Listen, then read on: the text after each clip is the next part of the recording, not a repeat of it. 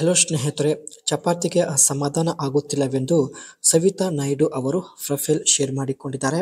ಒಳ್ಳೆ ಅವಕಾಶವಿದೆ, ದಯವಿಟ್ಟು ಕಂಪ್ಲೀಟ್ ಆಗಿ ನೋಡಿ. ಇನ್ನು ಆ ಮದುವೆ ಕೂಡ ಆಗಿರಲ್ಲ, ಸ್ವಂತ ಬಿಸ್ನೆಸ್ ಇರುತ್ತೆ, ಫ್ಲವರ್ ಫಾರ್ಮಿಂಗ್ ಅಂತ ಇಲ್ಲಿ ನೀವು ನೋಡ್ತಾ ಇರ್ಬೋದು. ಇವಾಗ ಮದುವೆ ಬೇಡ, ಕೇವಲ ಭೇಟಿಯಾಗಿ ಆಸೆ ಈಡೇರಿಸಿಕೊಳ್ಳಬೇಕು ಎಂದು ಮಾಹಿತಿ ಕೊಟ್ಟಿದ್ದಾರೆ. ಸೊ ನೀವು ಈ ಕೆಲಸಕ್ಕೆ ರೆಡಿ ಇದ್ರೆ ದಯವಿಟ್ಟು ನಿಮ್ಮ ಅನಿಸಿಕೆ ತಿಳಿಸಿ. ಆ್ಯಂಡ್ ಸಮಾಧಾನ ಆಗದೇ ಇರೋದಕ್ಕೆ ಕಾರಣ ನೋಡಿ.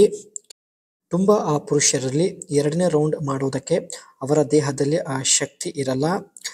ಎರಡನೇ ರೌಂಡ್ ಮಾಡಿದರೆ ಮಾತ್ರ ಮಹಿಳೆಯರಿಗೆ ತೃಪ್ತಿ ಆಗುತ್ತದೆ ಎಂದು ಹೇಳಿಕೊಂಡಿದ್ದಾರೆ. ಕಾರಣ, ಎರಡನೇ ರೌಂಡಲ್ಲಿ ಪುರುಷರು ಹೆಚ್ಚು ಸಮಯದವರೆಗೆ ಮಾಡಬಹುದು.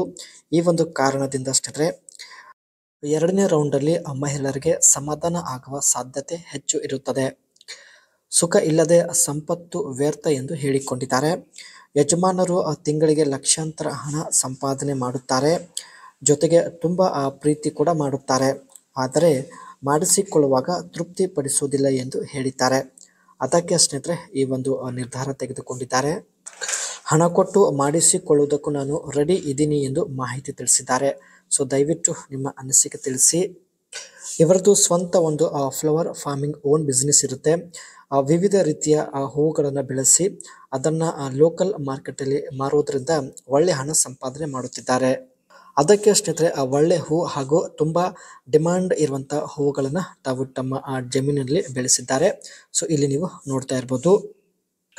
ಗುಲಾಬಿ ಹೂವು ಸ್ನೇಹಿತರೆ ಇತ್ತೀಚೆಗೆ ತುಂಬಾ ಡಿಮಾಂಡ್ ಇರುತ್ತೆ. ಸೊ ಹಾಗಾಗಿ ತಮ್ಮ ತೋಟದಲ್ಲಿ ಗುಲಾಬಿ ಹೂವು ಕೂಡ ತಾವು ಬೆಳೆಸಿರುವುದಾಗಿ ಮಾಹಿತಿ ಕೊಟ್ಟಿದ್ದಾರೆ.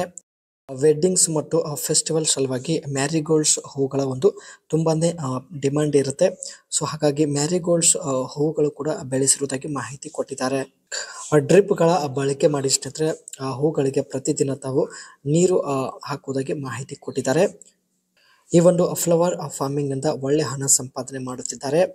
ಆದರೆ ಸುಖ ಇಲ್ಲದೆ ಸಂಪತ್ತು ವ್ಯರ್ಥ ಎಂದು ಹೇಳಿಕೊಂಡಿದ್ದಾರೆ. ಕಾರಣ ಸ್ನೇಹಿತರೆ, ಈಕೆ ಜೀವನದಲ್ಲಿ ನಿಜವಾದ ಸುಖವಿಲ್ಲ. ಸೊ ಅದಕ್ಕೆ ಈ ರೀತಿ ಒಂದು ಬೇಸರದ ಮಾತು ವ್ಯಕ್ತಪಡಿಸಿದ್ದಾರೆ. ಆ್ಯಂಡ್ ಇವರು ಸ್ನೇಹಿತರೆ ಭೇಟಿ ಆಗೋದಕ್ಕೂ ಕೂಡ ರೆಡಿ ಇದ್ದಾರೆ. ಸೊ ದಯವಿಟ್ಟು ನಿಮ್ಮ ಅನಿಸಿಕೆ ತಿಳಿಸಿ.